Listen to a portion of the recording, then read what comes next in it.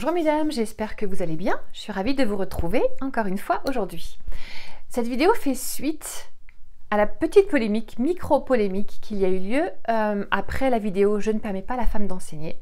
C'était une vidéo très courte, rapide sur ce sujet et comme bien entendu, c'est un sujet polémique, nous avons eu des réactions. Alors je voudrais pouvoir y répondre avec ce titre, pas d'accord. Je pense qu'il est important que nous puissions apprendre à respecter les avis de l'autre, à regarder à soi-même et à apprendre à être d'accord, de ne pas être d'accord. Ça vous va? Un sujet intéressant parce qu'en fait, il peut se décliner dans le couple, avec les amis, dans plein de circonstances différentes, avec les frères et sœurs dans l'église, etc. Alors, je vous invite à venir dans Romains avec moi. Romains 14. Je suis obligée de lire dans ma Bible parce qu'elle est écrite en gros et je ne peux plus lire sur l'écran qui est en face de moi, sans mes lunettes. Alors, 14, 11 à 23. Je ne vais pas tout vous lire, rassurez-vous, on n'a pas le temps dans ces 10 minutes. Prenez le temps de lire Romains 14, 11 à 23 pour vous-même. Je vais lire juste quelques versets. « Je suis vivant, dit le Seigneur, tout genou fléchira devant moi et toute langue donnera gloire à Dieu. » Ça, c'est le point à retenir. Ainsi, chacun de nous rendra compte à Dieu pour lui-même. Ne nous jugeons donc plus les uns les autres, mais pensez plutôt à ne rien faire qui soit pour votre frère ou votre sœur une pierre d'achoppement ou une occasion de chute. Vous l'avez dans plusieurs versions, lisez-le dans plusieurs versions. Ce que j'aimerais retenir, c'est que tout genou fléchira devant moi et toute langue donnera gloire à Dieu. Ainsi, chacun de nous rendra compte à Dieu pour lui-même. C'est le point qu'on retiendra à la fin, vous verrez. Et j'aimerais répondre aux questions qu'il y a eu par rapport à la vidéo précédente concernant Joyce Meyer. Je ne la connais pas personnellement, mais j'ai eu l'occasion de la rencontrer quand elle était venue faire une conférence en France il y a quelques années, organisée par le Top Chrétien. Qui est-ce qui était là? Mettez-moi une petite... j'étais là dans le commentaire si vous étiez là. Et en fait, j'ai pu voir de mes yeux ce que nous soupçonnions depuis longtemps. Son mari a démarré la conférence, enfin la partie où elle intervenait, en prenant la parole et en expliquant que, eh bien, dans leur couple, c'était elle qui avait reçu le don de la prédication. C'était à elle que Dieu avait donné l'appel pour prêcher, mais que leur couple était équilibré, que c'était lui qui était la protection spirituelle sur sa femme, qu'il était en charge d'organiser son agenda, qu'il était là pour prendre soin d'elle, pour la protéger et qu'elle prêchait en plein accord avec lui.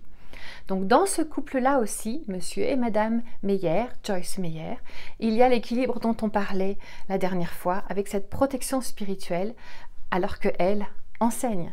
Et il est beaucoup plus grand qu'elle, c'est un petit bout de femme de fort caractère, hein, on est bien d'accord, c'est un petit bout de femme de fort caractère. Et quand on était après ou dans une pause au milieu de la conférence avec d'autres personnes à pouvoir interagir avec eux, très rapidement il a dit écoutez, maintenant Joyce va aller se reposer parce qu'elle est quand même plus si jeune que ça, et il l'a emmenée, il a pris soin d'elle, etc. Donc un parfait équilibre, exactement ce dont nous avions parlé la dernière fois. Elle n'exerce pas son ministère en dehors de la protection spirituelle de son mari. Donc voilà, on a le droit de ne pas aimer son style, on a le droit de ne pas être d'accord avec ce qu'elle dit, etc. Comme toujours, on prend le temps d'écouter, d'analyser, de laisser le Saint-Esprit parler à notre cœur quand on écoute une prédication, que ce soit un homme ou une femme qui interagissent. Et si écouter une femme prêcher pose un problème, il y a plein d'autres options pour écouter les messages. Mon amie Stéphanie intervient à MLK, là, dans les quelques jours qui arrivent. Vous allez la voir sur la chaîne YouTube de MLK. C'est une excellente prédicatrice et une excellente scientifique. Et moi, je me réjouis toujours de l'écouter. Voilà.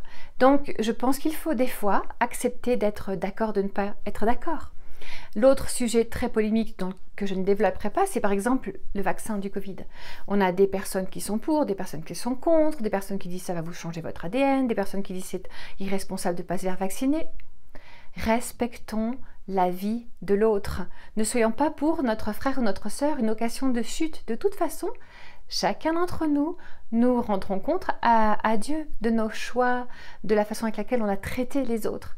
C'est à l'amour que nous exerçons les uns envers les autres que Dieu sera vu de l'extérieur. C'est tellement important dans nos familles, dans nos couples, dans nos familles, avec nos amis, dans la famille de Dieu, de pouvoir apprendre à respecter la position de l'autre. Bien sûr, il y a des sujets qui sont tellement importants, des points par rapport au salut, des points par rapport à nos choix de notre vie, au niveau de la moralité, etc. On peut avoir une forte opinion, hein. Vous me connaissez un petit peu, j'ai des fortes opinions sur beaucoup de sujets, mais je crois que c'est une preuve de maturité et de sagesse que d'apprendre à respecter les opinions des autres. Et puis comme toujours, notre culture doit s'arrêter où commence l'écriture. Donc je me ramène toujours, je dois toujours retourner à ce que l'écriture dit. Et là, elle est très claire sur ces sujets de polémique en fait. Ne nous jugeons donc plus les uns les autres, mais pensons plutôt à ne rien faire qui soit, pour votre frère ou votre sœur, une pierre d'achoppement, une occasion de chute.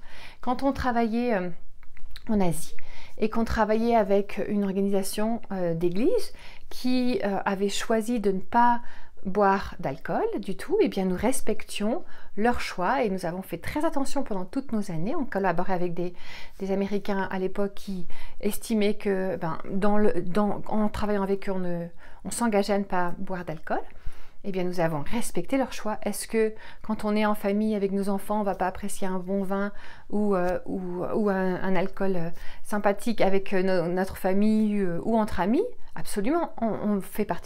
Nous faisons partie de ceux qui apprécions un bon vin, un bon alcool, avec modération bien sûr, ou une bonne bière, mais certainement que nous allons respecter si une personne de notre entourage a une difficulté avec l'alcool et on ne va pas être une occasion de chute et tenter cette personne.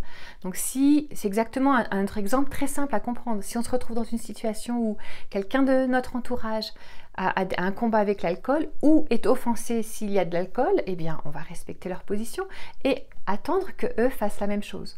Voilà, je crois que c'est une clé pour pouvoir démontrer l'amour de Dieu autour de nous, que d'apprendre à s'aimer les uns les autres, même quand on n'est pas d'accord. Et je trouve que c'est un défi de ces dernières années, de notre monde moderne, que d'apprendre à respecter l'autre même quand il a une opinion différente. Heureusement qu'on ne choisit pas d'aimer quelqu'un que quand il est d'accord avec nous. La vie serait très triste sinon. Dans un couple, on n'a pas toujours les mêmes opinions, on n'aime pas toujours les mêmes choses. Au petit déjeuner, Ricky va préférer du salé et moi du sucré. On n'est pas d'accord sur quel est le meilleur petit déjeuner au monde. Eh bien, on ne va pas pour autant s'aimer moins. Évidemment, je vous donne des sujets simples et pas si polémiques que ça, pour vous démontrer que, en fait, même dans les moments tendus, on peut choisir d'être d'accord, de ne pas être d'accord et de mettre l'amour en premier. Aimons-nous les uns les autres comme Christ nous a aimés. Choisissons d'être d'accord, de ne pas être d'accord sur certains points. Alors, mon petit défi de la semaine, il va être tout simple. 1. Regarde à ton cœur. Est-ce qu'il y a des sujets qui sont tellement tendus pour toi que tu es irrité contre les autres? Ça vaut peut-être le coup de retourner lire les versets 11 et 12.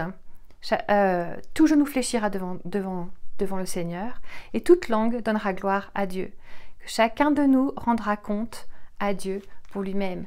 Donc, est-ce qu'il y a un sujet qui te tend ou est-ce que tu es rappelé par le Saint-Esprit de tension avec ton entourage à cause d'une polémique de cet ordre-là, ou une que j'ai citée ou une que je n'ai pas citée, mais tu le sais bien dans ton cœur, regarde d'abord à ton cœur. Et 2, bénis-le ou bénis-la. Bénis cette personne avec qui tu t'es frité, avec qui tu as eu des tensions. Parce que ce qui est important, c'est que nous puissions nous aimer les uns les autres, rendre gloire à Dieu par cet amour-là, et puis respecter l'autre tout simplement. Et ne jamais oublier de regarder la poutre qui est dans notre œil. Voilà, je clôt ce sujet de polémique avec cette petite phrase, choisissons de ne pas être d'accord. Comme d'habitude, je voudrais prier pour toi. N'hésite pas à envoyer des sujets de prière, des sujets que tu aimerais qu'on aborde, parce que nous sommes toujours heureux de penser à toi et de pouvoir interagir avec toi dans les emails. Tu peux écrire à mlkfam@églisemlk.fr, l'adresse s'affiche. Je voudrais terminer en priant.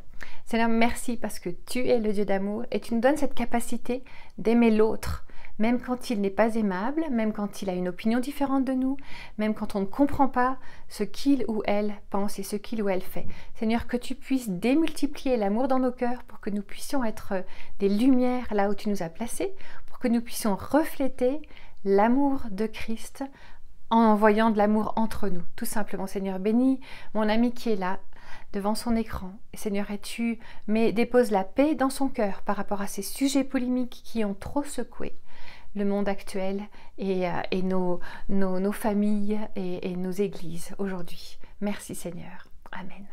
Que Dieu te bénisse. À bientôt.